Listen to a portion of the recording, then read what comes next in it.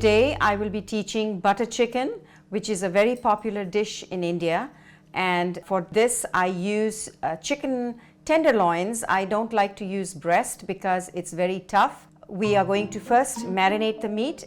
The ingredients that we are going to use for the marinade are garlic, and then ginger, green chilies, cilantro, some salt, cayenne pepper, and then what we call hung yogurt. This is plain yogurt which I have put in a strainer and left it for about a couple of hours so that all the water drains out of the yogurt. And then we will be using some lemon juice and a little bit of canola oil. The last ingredient that I'm going to add to the marinade is food color. I generally have my red and yellow coloring mixed, and that just gives a very beautiful orange color to the chicken. We are going to grind all these ingredients together in a magic bullet, and then we will put those over the chicken with some salt and leave it 24 to 48 hours to marinate.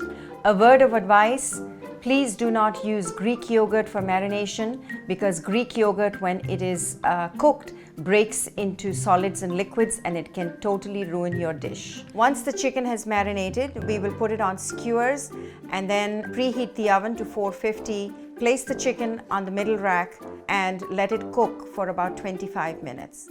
We are ready to make the curry part of the butter chicken. I have the oil already measured in a pan, and to this oil we will add the onions, the sliced onions.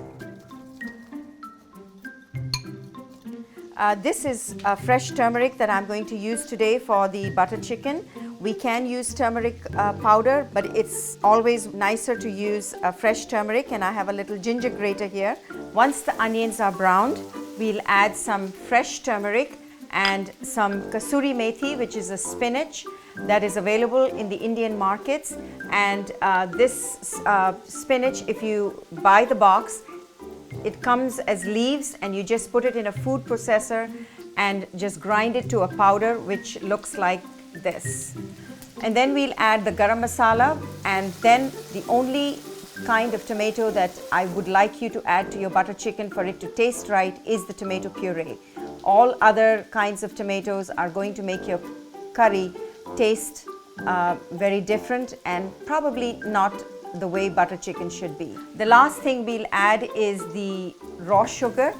I prefer to add raw sugar, but you're welcome to add any kind of sugar that you would like. And some salt. We let it cook for about 5 minutes so that all the ingredients come together and the flavors all marry. And then we let this curry base cool.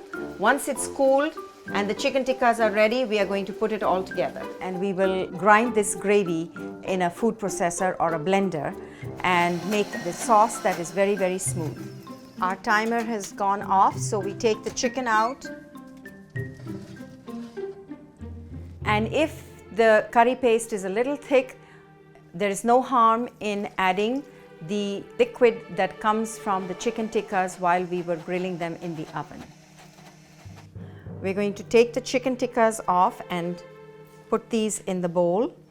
The next step to the butter chicken is adding a little bit of butter to the pan in which we had made the curry paste. Once the butter melts, then we add the chicken, saute the chicken just for a couple of minutes in that butter, and then we go ahead and add the curry paste to the chicken while it's in the pan. I'm going to go ahead and add my milk to the blender so that I can wash off all the curry paste that is sticking and serve it with hot rice.